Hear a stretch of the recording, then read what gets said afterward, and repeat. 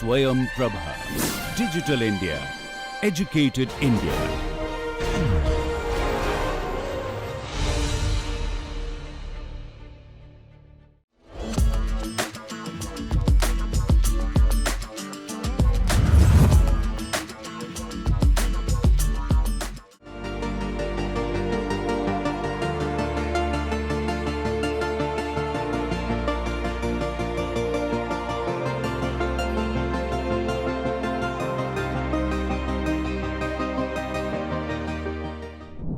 Success comes only through hard work.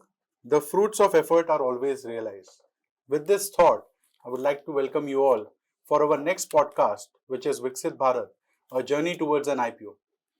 And I'm really happy to have an amazing panel with me, starting with Shri Ajay Thakurji, former head and SME and startup at Bombay Stock Exchange, along with the three promoters and stakeholders from the IPO ecosystem.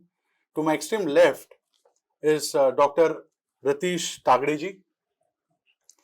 To my right is Mr. M.Q. Sayedji, and to my extreme right is Mr. Shantanu Bairagiji. Shri Ajay Thakurji will deep dive into his journey, which is very remarkable in terms of SME to IPO journey and creating many IPOs within the country. His initiatives, which were led in reshaping the India's financial landscape, were through SME equity financing. His book chronicles of the evolution of India's SME capital markets from a time when equity financing was a privilege of large corporations to the historic launch of India's first SME platform at BSE in 2010. Shri Ajay Thakur's relentless efforts alongside SEBI unlocked new opportunities for over 1,000 SMEs, raising nearly 18,000 crore and transforming India's entrepreneurial ecosystem. With over 30 years of experience, numerous accolades, and a lasting impact on capital markets, Shri Ajay Thakur's insights promise to inspire innovators, policymakers, and entrepreneurs alike. We uncover his journey of resilience, leadership, and economic revolution as well through this podcast. So, starting with the evolution of SME IPO in India, I would request Ajay sir to, if he could take us through the SME capital markets, how it has evolved, and from being inaccessible to startups at certain given point of time to now being a major avenue for fundraising for startups and SMEs or MSMEs alike. In fact, equity is a very important pillar of finance for all the small and medium enterprise and the startups.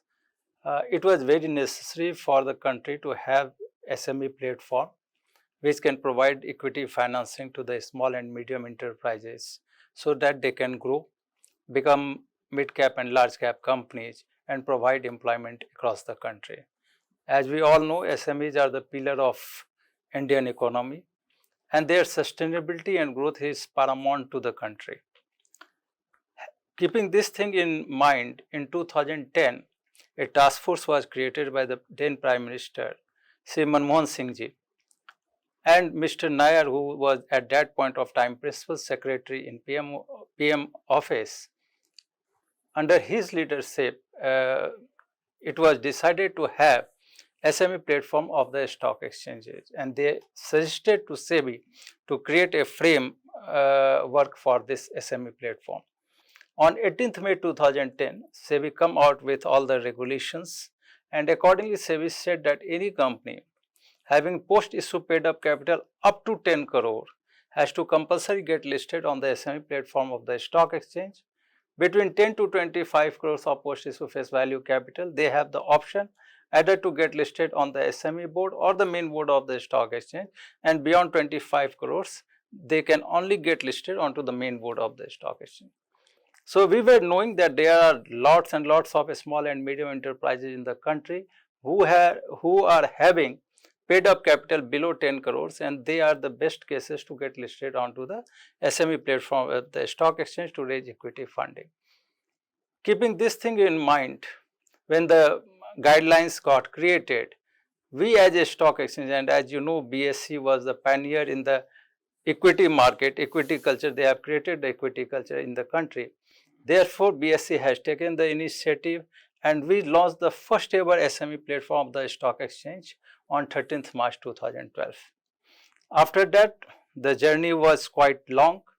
We have relentlessly worked for 14 years, met almost more than 42,000 promoters across the country, traveled the length and breadth of the country, and finally we succeeded in getting 1200 SME listed on the SME stock exchange of both the places, that is BSE and NSE. And today, approximately 20,000 crore rupees of funds have been raised by the SMEs. These SMEs are from 20 sectors, even IT, ITES, or service-oriented companies. And we have always encouraged the service-oriented companies who are in the startup stage to get listed onto the stock exchange because they are asset-light model company and there are chances of getting list fund through the conservative way of financing. Therefore, equity market was very suited for them. And we have seen the growth of these small medium enterprises. You can also say some of them were almost startups. And today, the market capitalization of these 1100 and 1200 SMEs and the startups are almost 4.5 lakh crore. So, and even we have created a SME IPO index in 2012 December with 100 as a base. Today it's quoting at 1 lakh. So, I think because of this SME platform, all the stakeholders, whether the merchant bankers or the promoters of the companies and the startups or the investors, in this everybody has created wealth and contributed to the growth of small medium enterprises and the startups. So, this is the brief outline of the how this SME platform has evolved. We are as a nation are indebted to your contribution to the SMEs and IPOs, sir. And I think all these initiatives, which is bringing everyone together and doing something like this, you must have definitely faced challenges in that. So, what were the initial challenges in convincing the stakeholders about the SME listings? It was a big challenge. I can say it was a Herculean task because you know I have traveled across the country, almost have spoken on more than 2000 seminars, 150 webinars, and along with me the whole team of both the stock exchange. Let me tell you, everybody has worked hard and everybody was contributing in their own way. It was a team effort guided by Security Exchange Board of India. I remember even SEBI was traveling across with us in various parts of the country. We want to create a sustainable ecosystem whereby everybody can, you know, get benefited. This country should grow. We can become third, largest country in terms of GDP in the world. And because of that, we were all working. But of course, in India, we found that the financial literacy was very less. It was all the entrepreneurs were technically very sound, but they don't know how to use finances for the growth of the company. And when it comes to equity market, they get scared that post listing they might have to do lots of compliances. Even the even their financial advisors were not so well equipped to even guide them or suggest them about listing. So for us, you know, going on to the ground, reaching every places, meeting almost 40-50,000 of the SME promoters, then get them converted was a very difficult task. But we have to work in order to see that this country should keep on growing, and our agenda of creating a Viksit Bharat should be met. And with that agenda in mind, we kept on working. We have never thought of getting tired, relentlessly worked hard, and finally the result is in front of you. It is with the people like you who contribute in immense nation building, the results of which we are going to see, you know, and already seeing it, and you know, the Viksit Bharat 2047 will be a success. Now, coming to the, the entrepreneur guests on the panel, I would request you to introduce yourself, and while you are introducing yourself, I would like you to answer this question: at what stage your company felt that it was IPO ready? It's indeed pleasure to be talking about the journey of an SME which is now listed on the Bombay Stock Exchange. and not just listed, but it has proved that a small company can also grow big. Many thanks, I would say, to Ajay Thakurji, because he's the pillar and the source of inspiration for many like us who can really think of big dreams. So I started my career with 2,300 rupees in my pocket in 1997, and I did not know what business and how much can I really do from this. Fortunately, we were in a situation wherein log kehte hain na tin डूबते को तिनके का सहारा. So that thought process led us to working more harder and moving forward in the life for a more successful journey. So from 1997 till now, we have seen all up and downs of our lives, and we have seen that how an SME and MSME, goes through various challenges in the life. However, in 2022, when we realized that there are many companies which are getting listed on Bombay Stock Exchange and NSE both, we thought, why not see ourselves also into that league? At that point of time, it was like a dream, because what we saw on the screens or the stock exchange, it was never a bifurcation of what companies are there which are SME and what companies are large cap, mid cap, or the small cap. So when you see the screens while investing in a company or scrolling in a company, looking at the results, it doesn't specify this, because once the listing is done, it doesn't say whether it's an SME or non-SME, unless you go and buy some share and there is a minimum amount of share that you need to buy. We realized that this is a big ocean, and we are a small fish. We might not be able to achieve anything of being listed. But then finally we met Mr. Ajay Thakur. And when we met him, we realized that he is the one who can really pull the strings of the SME domain in India, and he's the one who can guide us through the successful journey from here on. And hence we got very good guidance from him as a person, and of course BSc as a whole in terms of the team. And then we decided that we'll go on this path.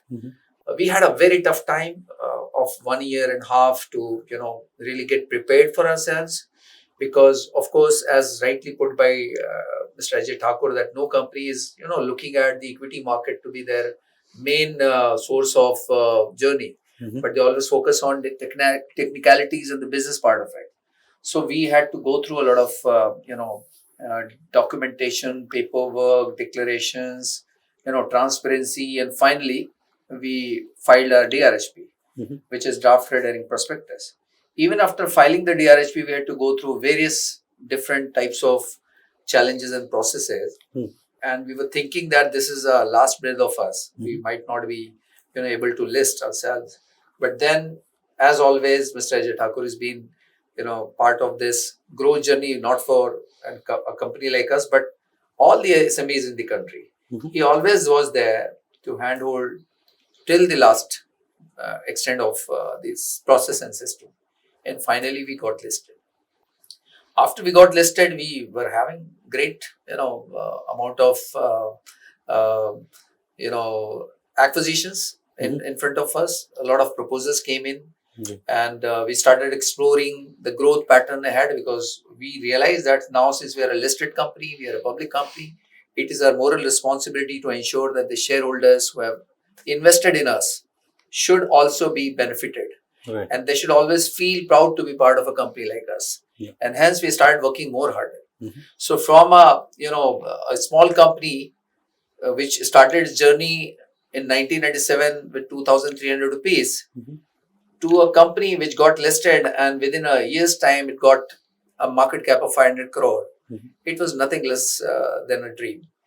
And this made us think that there is a possibility of Viksit Bharat, and this is the right platform to actually move forward. And that's how this entire ecosystem works. There are more than 10 crores MSMEs in the country. And I'm sure that out of them, if in next 20 years, 22 years, if 10,000 companies get listed on a stock exchange, the actual Viksit Bharat dream of the Prime Minister could be achieved. Definitely, So we will discuss more about this journey which you talked about, and post IPO journey as well. Moving to Shantanu ji to gain insights from him as to, please briefly introduce yourself and your IPO journey. So the company started about 7 years back as a tech company, right? So started by two gentlemen, Raja Devnath and Gautam Mudani. So the premise was that there is in India supply chain as a business or working capital as a business is not that well entrenched in terms of the asset class that is there in the country. So, and one of the major drivers for that is technology. So, how do you provide a technology to these entities for them to become more working capital? This thing. So, and banks had some technology, but nobody was specifically making this as a tech platform, which is where these two gentlemen thought that that's where we need to start off with, right? Today we do this technology, supply technology to about 50 to 60 or 60 banks and NBFC in India and abroad, right? Amazing. We have a client base of more than 500 entities. Now, see, when the journey started, we started small, right? And it's a tech company, it's an asset-light company. The idea was to bring into a certain amount of revenue growth or a steady state wherein your ability to scale it up becomes much more certain, right? That is the time around 2003 or 2002 when the thought process started that now once you have established the POC, or the proof of concept, and you're seeing clientele coming in, is the time for you to scale up, right? And that's the time. How do you scale up? What is the way capital that you need to capital base that you need to tap, which will give you that next level of growth? Now, various options are there. We as a country are extremely bit. I would say that always been a little starved of capital. Yeah. Right? And but the major sources of capitals are, of course, an entrepreneur putting their own money, then VCP funds, and capital markets as a concept doesn't come to the startups very easily. Yes. Right. And I think, as Sayed already covered a little bit of from this thing, initiative by Mr. Thakur. These are the areas where people started thinking about it. The two main reasons why we went through the journey of an IPO rather than going through a PE or a VC fund, which is the next option of generating capital. First is, while we have set up a business which is in the tech, but we want to grow on various other aspects also of working capital and supply chain, right? And these are long gestation businesses, right? Yeah. We are not in a business that we would be happy to, when a lot of the PE or VC funds, before they come into the company, they always want to look at when they are going to get an exit, right? Our philosophy is that we are here to build businesses over a very long period of time. So what we need is a patient capital, right? Wherein people would be wanting to come to a company, grow with us. Of course, there is an element of market price determination or liquidity that always plays in a manner, but people have to come and be patient and grow with us. So that's one part of the thing. Second is, see, in a tech company, it's predominantly people and capital, monetary capital and human capital. Right? So the human capital becomes a very important part of our business. And important, so much of effort by government is being done to create employment in the country. The young generation, we are producing so many engineers, so many things. So when any young person comes and joins our company, what do they look at? For me to get them into a long-term buying into the company, they should look at into that, are they participating in the growth of the company and they are also a part owner of the company, right? Which can happen only if they also see, and I don't want to specifically target anybody, but a lot of unlisted entities give ESOPs to their employees, right? You don't know where it goes, right? Vis-a-vis, when you give an employee a listed entity stock, that gives that particular employee a little bit more enthusiasm to be part of the journey. Right. These are the two basic factors because of which the company decided that we should go further. Great, sir. Great insights over there, Syed sir, Shantanu sir. Over to Ratish sir. How has been your journey within the IPO ecosystem, and what role do you play? If you can share it with the audience. And I would like to throw some light on, apart from these two pillars, there is another pillar which connects the dots, different dots. So I'll just go little back in my career. I have seen the era of CCI also, which is pre-SEBI. We used to go to Delhi and get the approvals. Then in 92, SEBI came in. Right. So that is about regulatory. Then BSc, NSC and all these things. This is about the regulatory framework. And then I have also been witness to the era of, stock market running on that signals, physical shares. And then how the entire process of IPO got evolved. Right. How the subscriptions were done, then stock invest instruments, so many things. I mean, I have also written a book on practical aspects of IPO way back in. What's the name of the book? Practical aspects of IPO. Okay. So the point here is, then I remember having interactions with Ajay ji way back in 2010 when actually this entire thing came up.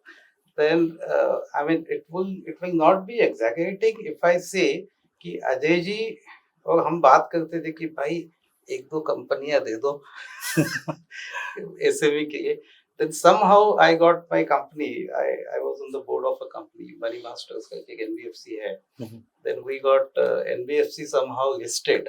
Okay. So that is the kind of struggle which senior professionals like we, and under the able guidance of Ajay ji, we have seen this kind of a struggle. And because of that struggle, today we are able to see that even the dreams of a small entrepreneur, right, जो कभी सोच भी नहीं पाएगा कि listing उसके लिए ये थोड़ा सोचिए. Like I was in Bhubaneswar and I was talking to a very small entrepreneur. 15-20 crore का टॉप लाइन था, है अभी उसका. He's in a very good space of say digital mapping, which is very happening space. But when I spoke to him and I told him that there is a possibility, so he says कि अच्छा ऐसा हो सकता है क्या मेरे लिए? So it is not only capital market, it is not only SME, it is not only it is just selling their dreams. They are coming, they are now able to think about that. Okay, fine, उनके भी share का value आज screen पे दिख सकता है.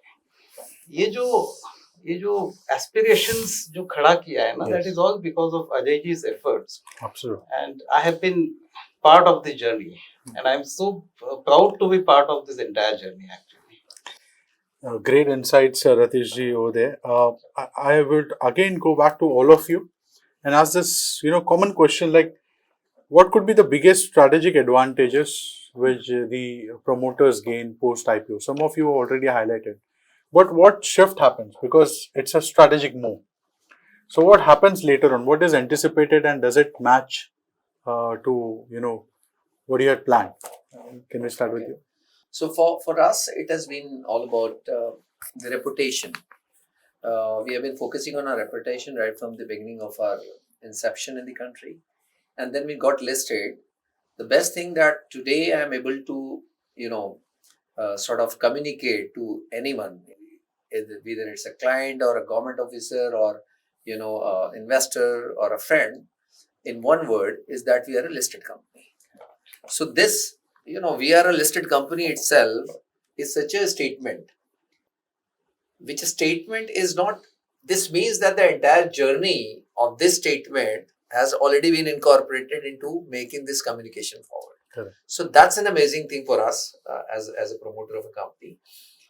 Government organizations, of course, you have a lot of technical criterions for filing up different type of tender. Since we are into exhibitions and events domain, that to a 360-degree solution for trade fairs and exhibitions in the country. Mhm. So a lot of technical side of confirmation is required when there is a tender of the government.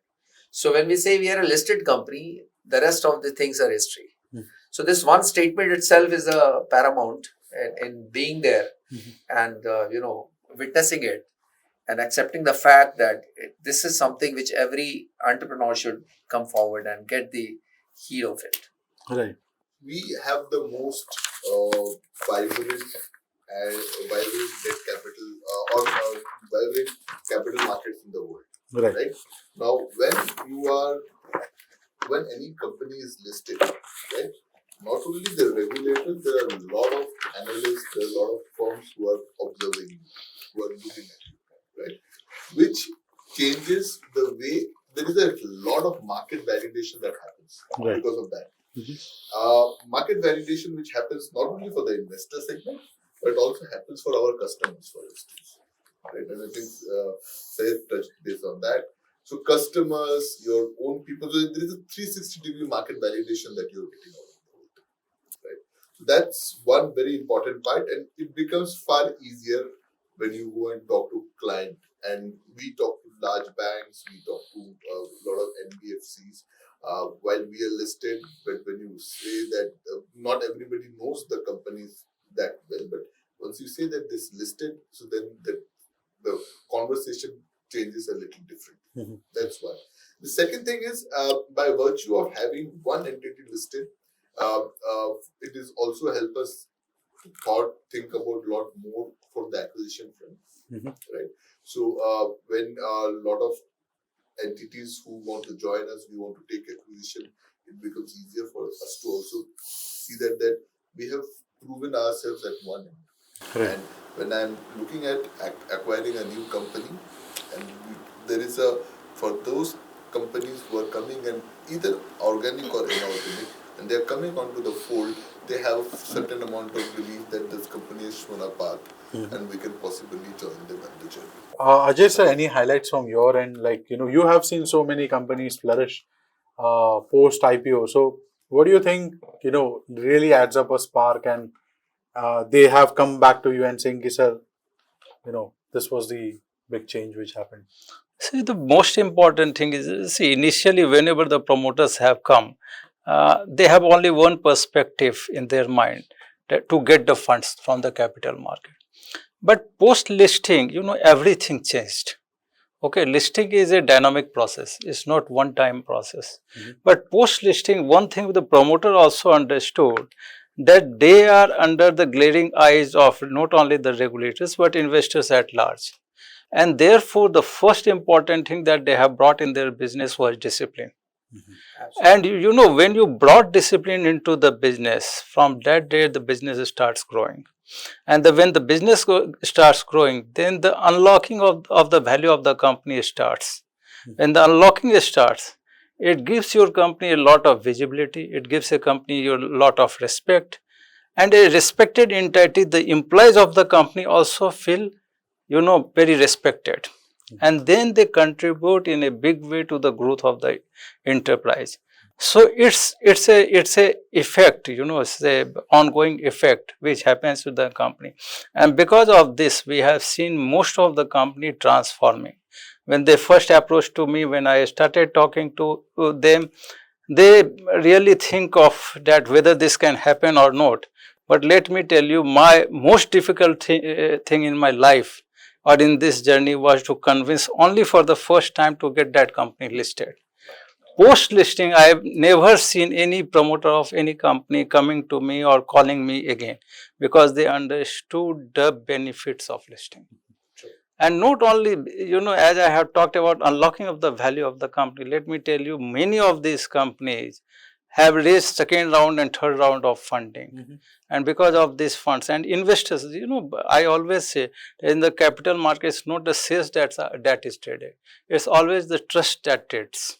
And once the trust keeps on growing, then raising the funds become very easy, even much easier than getting the funds from the banking or NBFC or from any place. So I think, the capital market, and let me tell you, Fortunately, this SME platform has paved the way for many aspiring small, even I can say macro enterprises and mid-cap startups, for all of them. And today this platform is thriving and all the promoters have become the advocate of the SME platform. Absolutely. So moving on to the next question, I would like to ask you is, could you give some use cases of startups? Like one we have, like which started 7 years back, but are there any prominent, one unusual case which you would like to mention where the time to go for IPO was very small? So let me tell you, in India, as I initially said, because of the financial literacy and the importance of compliance is not well understood by the promoters or even by the consultant and the advisors. Most of the promoters are so busy in continuing their business or growing their business that most of the times the compliance takes the back seat. So therefore, when you go for listing, let me tell you, listing is a process. But I have always told everyone, even at various forums, that equity funding is the safest way of raising funds for the promoter, but riskiest way of giving money by the investors. Okay, because it is not backed by any collateral or surety, something like that. So how you can raise funds? By saying to the world that you are well compliant, you are well disciplined. So when the merchant banker, who is the lead manager or investment banker who is taking your public, so has to showcase your company in the best possible manner, seeing that you are well compliant, all the processes are in the place, and because all the processes are in place, then the regulatory approval will be also in place. So it takes some time for making the companies well compliant, but they are hundreds of successful, I can say those were the startups. I have got one company listed, the turnover was hardly 8 to 10 crores, profit was hardly 50 lakhs to 1 crore. And today, let me tell you, that company is having a turnover of last year balance sheet, this year I don't know.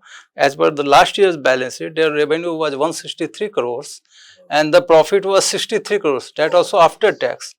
So we have companies in renewable energy. When company in the renewable energy came for listing, at that point of time nobody understood about renewable energy. It was just like a startup. Right. It becomes most difficult when people don't understand your business to raise funds. Absolutely. Okay, and they were much ahead of the time. Today everybody is talking about renewable energy, but at that point of time the capital market has given them the money, but though at lesser valuation, but today they have gone up multifold. Say for example, Mr. Sayyed is sitting here, he is again asset light corporate event managed company. These companies are less understood because they are asset light company. Right. But equity funds they have got, and now they are moving upwards. Same way Biffin, this is 7 years old company. Again, most of the investors, you go and talk about the company, they will not understand. But as the company progress, as they grown, as he has rightly said, that there are analysts there are people who have started studying your company, who have started talking your company. So the capital market is the best place to create a spokesperson for your company. Yes. And when there are thousands of spokespersons, you get visibility, you get respect, you are able to unlock the value of your company, you are able to get repeated customers, you are able to get new clients, and that's how the company progress. It creates a dynamic capabilities for. Yeah, it creates vibrance into the company. Right. Coming to Ratishji, sir, could you take us through understanding how does the IPO process differ from a SME compared to a large cap company, or generally what is the process as to from the time when a promoter comes to you that okay, we think we want to go for an IPO, how you handle that? So I'll just reframe your question. Sure. See, understanding the process of IPO, it's a big subject. Yeah. And even when you start with eligibility criteria, हमको भी नया issue आता है तो उसको revise करना पड़ता है. Correct. Because every time it is a new challenge, new interpretations, how the figures have been positioned. Now, when we compare with large cap companies, I mean the large IPOs or what we call it main board IPOs and SME IPOs. So जो IPOs main board के होते हैं, see they are already at a very high scale of operations. They have already touched 500,000 crores of revenue. So they have full battery of professionals. Correct. And they have the capability to spend money. Right. And that is how they are. They have the books, they have PAT, they have EBITDA, everything is in place. So for them, I would look at it like this: that for them it is easy, to go for the main board IPO because everything is ready. Right. Now, when we talk about SME IPO, so that is where government has played a very important role. They have made it very simple. Right. So that, when I talk to promoters, so I generally find them in a situation where they have got a couple of companies, they have businesses in all companies, and with one aspiration that we want to go for fundraising. कैसे करें इसको? Then a professional has to get into the structuring, he has to get into the capital builder and everything, then see the eligibility criteria, then see how the industry is flaring up in that particular space. Right. vis-a-vis industry, ये लोग कहाँ है? Then again go back to the capital market and catch hold of some investors who are willing to wait, who are willing to hold, give some funding to the company, take it to the next level. Right. So all these possibilities are now realities. Right. So basically, you talked about also, when you mentioned about this aspect, you talked about there are eligibility criteria or some determinants, right? You must be already if 100 people are pitching you in a month, you understand these are the key areas which I will look at. So what are those key areas? And this question is to Ajay sir also. No, so in addition to what he said, as you have asked the question that what is the difference between main board IPO and SME IPO. See, as he has rightly said, Dr. Rathod has rightly said that main board companies, for the large companies, we have got very attractive EBITDA, maybe 100 crore, 200 crore, something like that. Now, let us come with what regulatory guidelines are. Yeah. So, the regulatory guidelines say that if your post-issue face value capital is above 10 crores and your 3 years out of last 5 years, total EBIT is more than 45 crores, then you can get listed onto the main board of the stock exchange. Okay. Below that, you have the option of listing only onto the SME board.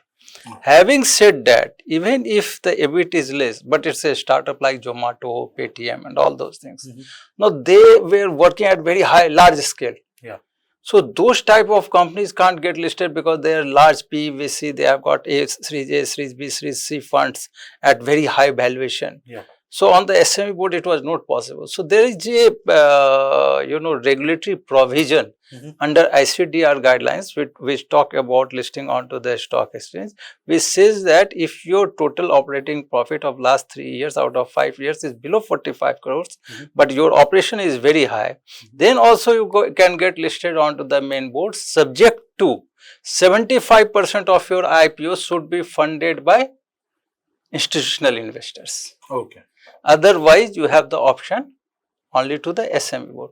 So, SME board, any company who is having below this, they are most suited for SME board of the stock exchange. So, this is the one part. Second difference between SME board and the main board is this, that in the case of main board, final approval goes from Security Exchange Board of India. Here in the case of SME board, approving authority is the stock exchange where the prospectus is filed. Okay. So, in that way, the time period for company getting listed on the SME board and on the main board is that on the SME board you can get your company listed very fast. Okay. Okay. It's also because it's a SME company, it's a very cost effective way of getting listed and efficient way of getting listed. And and besides that, both the stock exchange have got some other eligibility criteria whereby they said that at least your net tangible assets should be minimum 3 crores. Your net worth should be minimum 1 crores. At least you should be in the business for minimum period for 3 years with EBIT, that is operating profit of minimum 1 crore in the last financial year, last 2 financial years. So these are the other eligibility criteria which are there onto the SME board. But initially, let me tell you, when I was trying to start this SME platform, my another major problem at that point of time that I don't have any merchant banker who wants to work onto the SME platform for 2 reasons. Number one, here on the SME board, there was a concept of 100% underwriting, which we also call hard underwriting, which is not there on the main board. And the second criteria which they have introduced was the concept of market making. And the responsibility was on the market maker to provide two-way quotes so that someone, if wants to sell, they can take an get an exit, and if somebody wants to buy, they can get the shares. So this was the market making concept. And third concept that they have introduced was the concept of lot size, whereby they have restricted retail investors to participate onto the SME platform. So these were the 3 reasons because of which the merchant bankers don't want to participate on the SME platform. So my difficulty in the initial days was I don't have the merchant banker, I don't have the promoters, I don't have the investors, and I have to create all 3. Everything together. We have heard good things about, the process of IPO now, but there are also, a lot of things which at the family end or at the, your board which is there at that end. So there could be some roadblocks to it. So what were the major roadblocks which you faced during your IPO journey, and how were you been able to overcome those? I wasn't aware that once you get listed on SME, there are always a watchdog type of a situation from the investors, from the people around you, and of course the merchant banker and the exchange.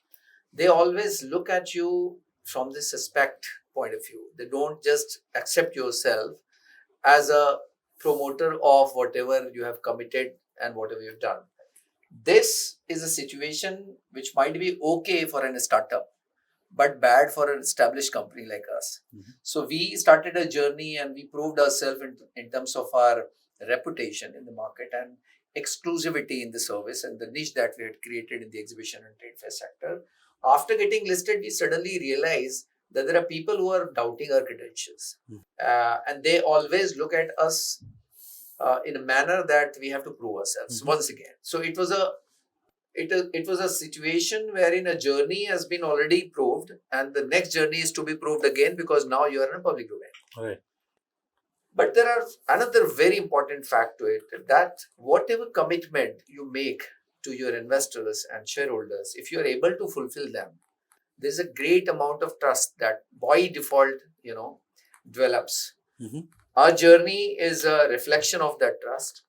In 1.5 years, I think we could be one of the very few companies on the SME platform, which actually got the fundraise thrice, not just once. So in just 1.5 years, this is our 3rd round. The first round we raised was 21 crore 60 lakh rupees out of diluting about 30% of total equity of ours. To us, that was also a great journey. Within 6 months, we got great amount of traction from the large and the investors who are there as the institutional investors or the HNIs or the ACE investors. They got attracted towards us because of our journey and because of the niche that we had created and the kind of company that we had been part of. And they advise us that you are going very good. Why don't you raise another round of fund? And they themselves arranged everything for us. So the second round we did was another 40 crores in the span of 6 months after the listing. And I'm very happy to state that the 3rd round, while I'm sitting today here, we got the in principle approval yesterday from the exchange to raise 140 crores from the preferential allotment. And those 140 crores is already sold out in just a few days. I mean, there are only 50 investors who bought this shares on behalf of the company. So my point here is that more risk, more reward, more transparency, more trust. And as you move forward, there is no dearth of money.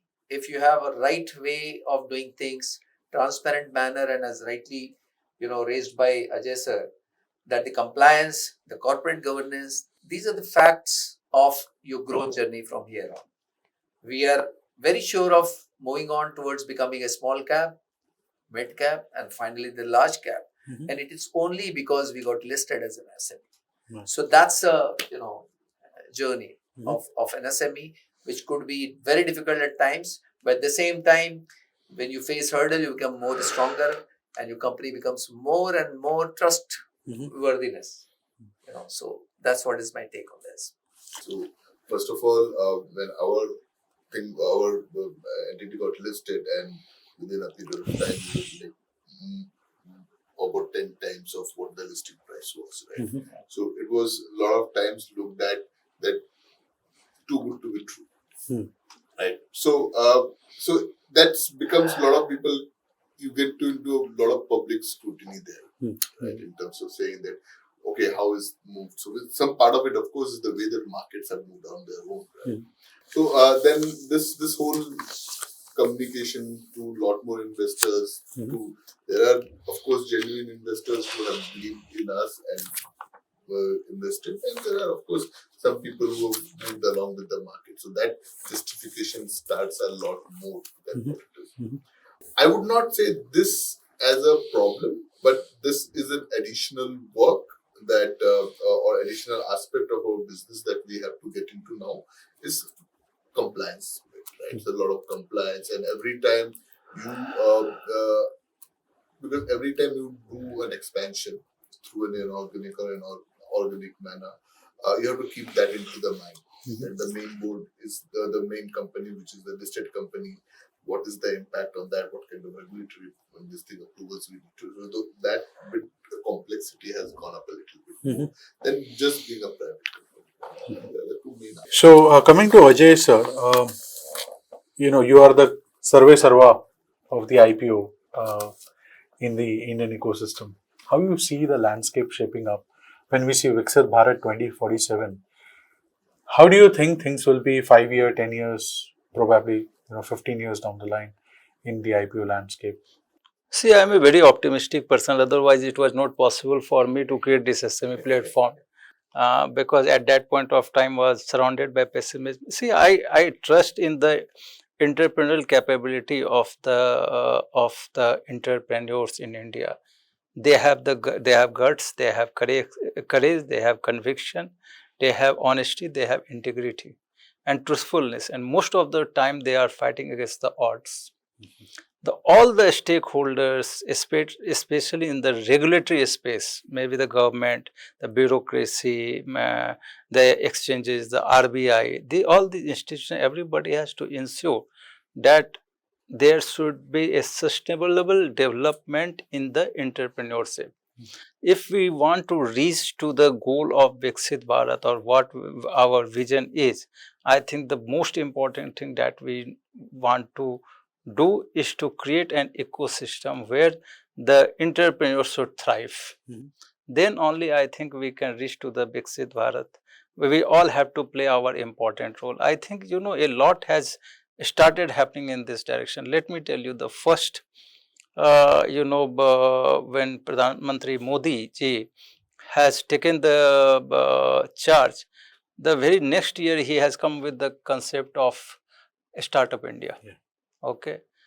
Another big milestone, I think, I always say that it was a game changer. It came in the form of Jan Dhan Yojana.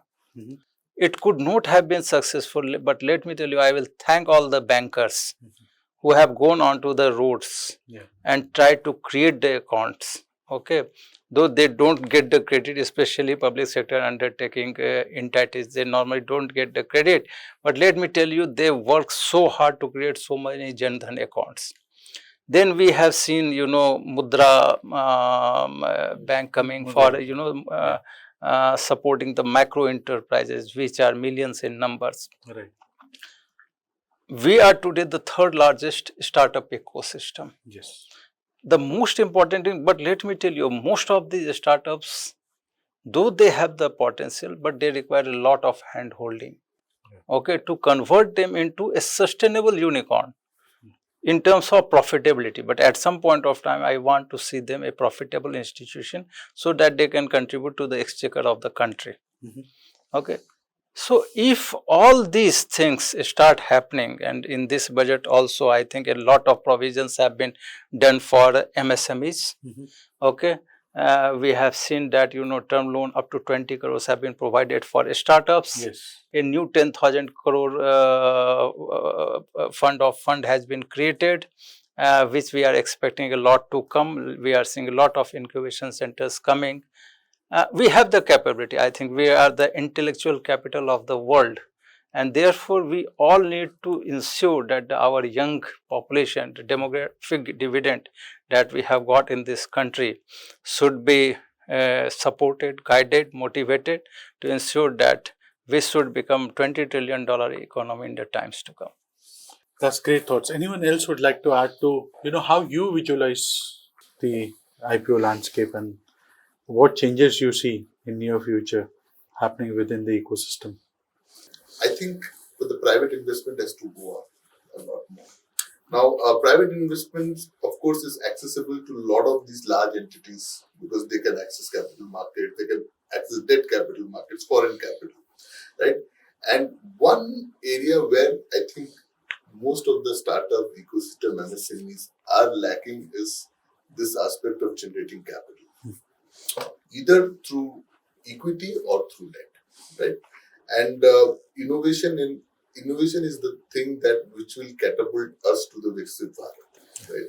And we have seen that happening in the service side where entities like Infosys, Wipro that got created, which were not the traditional businesses. Correct.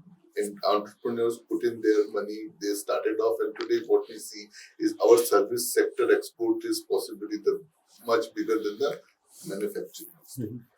Similarly, we are seeing that whole revolution coming in from the startup ecosystem. Yeah. And that ecosystem will get that energy only if they see lot more capital access. And this is the reason that initiative like MSME listing, some of the initiative which was done through, when the COVID started, and there was a CGT SME, there was a trade guarantee scheme which was launched. Correct. It had a lot of startups, right? Today, last week, the budget, the long-term capital, this thing has been provided through support through long-term. So a lot of these initiatives need to keep at a certain interval to keep the entire ecosystem growing. And for me, one of the major point of entire this whole ecosystem growing is generation of employment. Right. Because the small MSMEs, we are service sector, a Absolutely. lot of automation is happening, but this is the sector which we can give a lot of young people are graduating every year. And none of the governments sitting can in a give that. campus which is generating so many engineers. Right. So for the engineers, where do they see job creation? Right. And job creation can happen through more and more startup ecosystem. Absolutely. And that is I think from all of our effort, that is the most important part, which is to me a lot satisfying than anything else. Well, I think that resonates with thoughts of Honorable PM, because when in 2016 he also talked about it, and the recent report by Ajay Bangasar, World Bank, 800 million jobs are to be required in near future, and where are those jobs going to be created? None of the governments can create these many jobs. It will only come from startups, SMEs, MSMEs. So coming to the end of the session, I would like to ask one question related to academia, because I represent the Ministry of Education Innovation Cell, and a lot of patents have been created within academic ecosystem. In fact, to give you numbers, last year 1 lakh patents have been granted. And what are these patents? We don't know, because these patents have been created mainly in silos. A lot of them have been done only for the research purposes and for the ranking of the institutions. But having said that, there is a big opportunity where some of the IPs can be monetized. So can we look at a journey of IP to IPO coming from academia, which has been also seen abroad, happening in India? I'm like, how many startups could be coming up in near future which created a patent and would take it that to an IPO? If you compare the Western or developed economies and developing economies, IP plays a very important role. Now, this requires a change in the thought process from the top level in the government. As long as we keep talking about top line, bottom line, EBITDA, and all these things, there is no place for IP. Correct. The very first thing we need to understand how an IP should be valued. Number two, how it can be monetized. So, I'll give you an example. I was staying with one of my friends in US.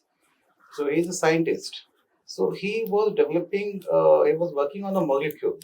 So I asked him, what is your business model? So he says in US it is very simple.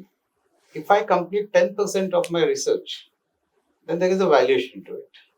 Okay. If I complete 40%, there is a value to it. So according to my capacity, I can raise funds only to the extent of completing say 25 to 30% of this R&D. So that kind of thought process is not yet developed at the government level, not yet developed at the investors level, because we don't have that ecosystem. See, we are progressing as far as the funds are concerned. Like recently, you must have seen there are social stock exchanges. Yeah. So there are NGOs which can come and tap the market. Correct. So there is a process which is going on, but as far as IP is concerned, we are still. That's true. So what I know about the mapping is there are three criteria. One is the technology readiness level by which we map. One is the investment readiness level, and the third one is the market readiness level, whether it can go to the market. But as you mentioned, there are no rubrics associated with it. So if I am a scientist in India, I don't know where I am and how much validation I've got, whether I should also continue whether in that line. Anyone else would like to share their insights as to, or the last thoughts from your end as to what academicians who are going to listen to this podcast could, want to focus on in near future? So I feel that academicians should prepare to be an entrepreneur from the day they get admitted to any school. What we normally have the journey of a student progressing to become an entrepreneur and then finally a corporate head honcho is divided into different categories.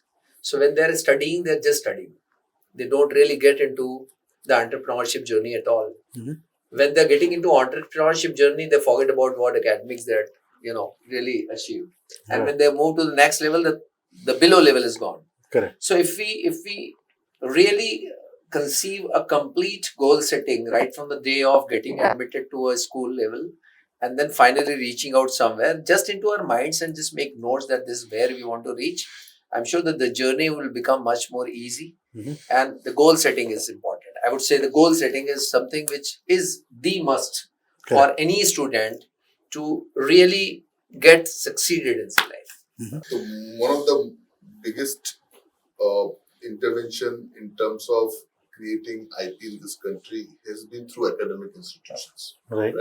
So like my alma mater, which is IIT Madras, we have an incubation center. Yeah. And a lot of work being done there. Absolutely. IIT Bombay already had this thing work being done for a long time. Most of the IITs have, because they have reached a certain amount of this thing. And today we are sitting in this college, the Sardar Patel Institute. I'm sure there is also an innovation center here. Entire process of creating IP starts from academics. So why, if you see, so much of innovation happens in US, because the amount of university investment into research and development is huge, right? That ecosystem has to grow up from academic institutions. Some point which Sayed mentioned, right? When we start a business, right, as a percentage of a total spend or investment, any corporate, even for the largest corporates in India, is very, very small as compared to globally, right? And it is going to be continuing like that for some time. We can't change it. vis-a-vis, where can this come in? Because there is a lot of pressure. So when you are running a business, you have to pressure for growth, you have pressure for profitability, and then those things become really more important than investment, right? While that's not maybe the right thing, but that's the reality. However, in an academic institution, you will have a lot more patience in that sense, right? And you have access to talent, you have access to professors, academicians who can work a lot more this thing. So I think your point of saying that how can IP, I think the academic institutions can be in the forefront of creating this IP in this country. What you have said is something else. I think what he was talking about, that there are thousands and thousands of IP already there which are not being monetized. Yeah. Okay, that was the thing that he was asking about. See, in that, let me tell you, see, unless until we understand the value of IP or patent, okay, and unless and until we understand that these IP and patent are created for doing business, Right. no, we can't generate business out of that. If academicians think that my job ends when IP gets created, after that my job is over, then it is never going to prosper or never going to be monetized or result into business. I think that there are missing links. What is needed today is that the government, the academia and the industries, all three should work together to monetize that IP and take it to the next level. If all these three are disintegrated, then I think IP and patents will die their natural death. So my personal advice or suggestion will be, and let me tell you one more thing. India is in the stage of transition. India was till recently a job seeker country. Now we are trying to cultivate the entrepreneurship culture. I think it will take some time. We are seeing PVC culture coming. We are seeing, investors, millions of investors adding into the capital market. We are seeing new companies, so many companies getting listed. I think these are not far away, whereby you will start seeing that the IP and patents also start seeing their journey, and start seeing the people start monetize. But I think here we need to have a dedicated cell. We should work for monetizing this thing. If we will not do that, then I think these links will always be missing and will never be able to monetize it. So with that, we are coming to the end of the podcast. It's always a dream for any startup founder to take his startup to an IPO. And we have great promoters who have shared their insights and their journey with us today. And who else than the leader like Shri Ajay Thakurji to guide us in the processes and the nuances and into his experiences of creating that IPO SME listing opportunity for us and creating a big change within the ecosystem for achieving also the dream like Viksit Bharat 2047. It is only possible through entrepreneurs who think like that, who have a vision and who go get those things done. It was also great to have Ratishji who shared with us various nuances of the processes involved in getting into the IPO. So with that, ladies and gentlemen, to all the academicians listening to this podcast and watching it live, watching it on the YouTube channel, if you are serious about getting an IPO, as Sayedji mentioned, transparency is needed, and as Ajay ji mentioned earlier, he started with the notion of getting the discipline in place. I think it's not only the discipline in SMEs or the startups. I think it's also the cultural change which is needed, the top to bottom approach at the academic institutions, which need to have top to bottom approach to creating startups and taking them to the IPO. So with that, thank you so much for joining us. Jai Hind, Jai Bharat.